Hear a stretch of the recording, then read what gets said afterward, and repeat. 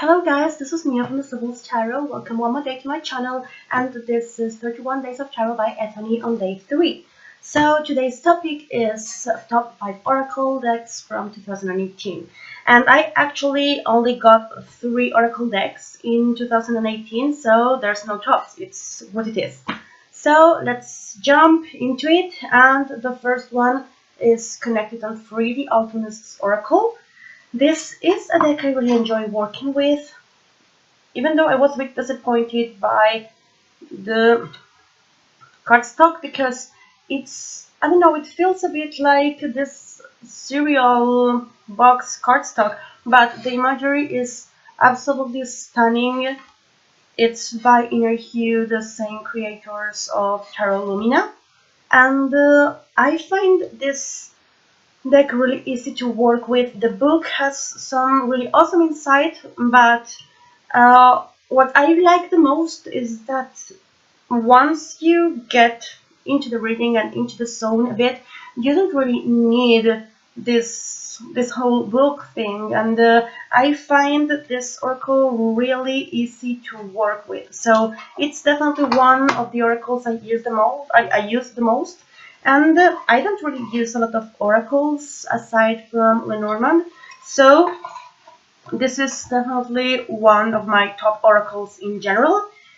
Another one that I really like, and is in this little bag because it didn't have a box, is Arthur Rackham's Oracle.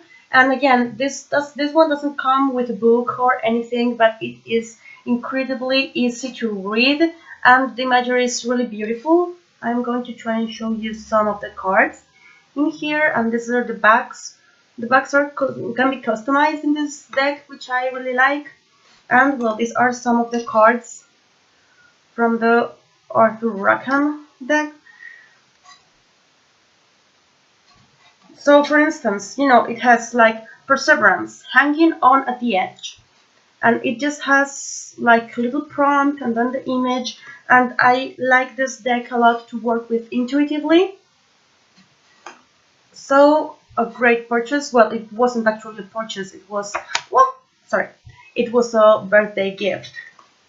And another one of my favorites, and again it is one of the oracle decks that I use the most.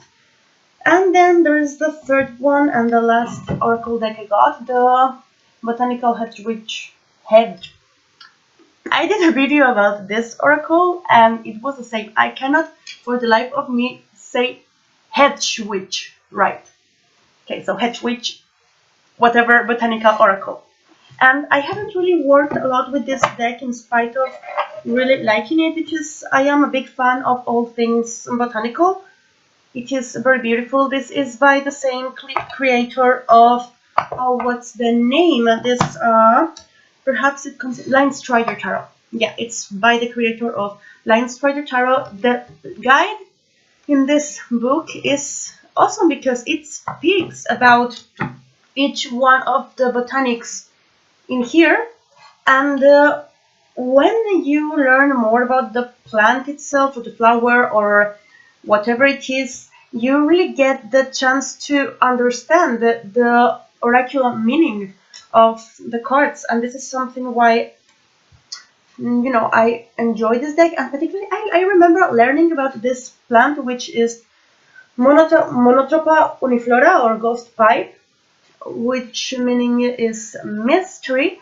And this is apparently a dead plant that lives in the dark and thrives in the dark. Has no use for light, it doesn't do photosynthesis. It is basically a sort of parasite, but I don't know, it works in a really incredible way. And actually, perhaps it's not much in the vibe of today's topic, but since I don't have 5 oracle decks, I want to read the part about this plant because I found it really interesting. So here it is. Ghost pipe, or Monotropa uniflora, also known as Indian pipe, corpse plant, ghost plant, Indian pipe, convulsion root, fits root, or ghost flower. And it says, Monotropa uniflora, also known as the ghost plant, Indian pipe, or corpse plant, is a mysterious little organism. I saw this delicate plant for the first time when I was hiking at Mountain Hood in Oregon. Poking up from the forest floor, their almost translucent stems and bell-shaped tops seemed to be neither plant nor mushroom, and I was deeply intrigued, probably. After some research, I found out that unlike most plants, Monotropa does not contain chlorophyll, hence it doesn't do the photosynthesis. It is a parasitic organism that does not draw energy from the sun but from certain tree fungi. Beech trees appear to be its favorite because it's not dependent on sunlight to grow. It can thrive in very dark environments, and due to the complexity of the conditions it requires, this plant is actually quite rare, unlike every other plant in this book. It is sometimes completely white and often has either black or pink highlights toward the end of the stems and on the flowers. The waxy white appearance of this plant gives the common name corpse plant. The name Indian pipe comes from the fact that many American Indian tribes use this plant as a remedy for eye disorders as well as treatment for spasms and other movement conditions. I included Monotropa in this project almost as an Easter egg item. You may never encounter this plant, but just in the right circumstance you might stumble across it and be delighted. The oracle property mystery refers to the very strange nature of this organism and to its ability to grow in the dark. Monotropa makes me think of the high priceless tarot card as well as the moon. This is not a plant that can be cultivated in gardens, as it has a deep relationship with the trees under which it lives and the fungus on the forest floor.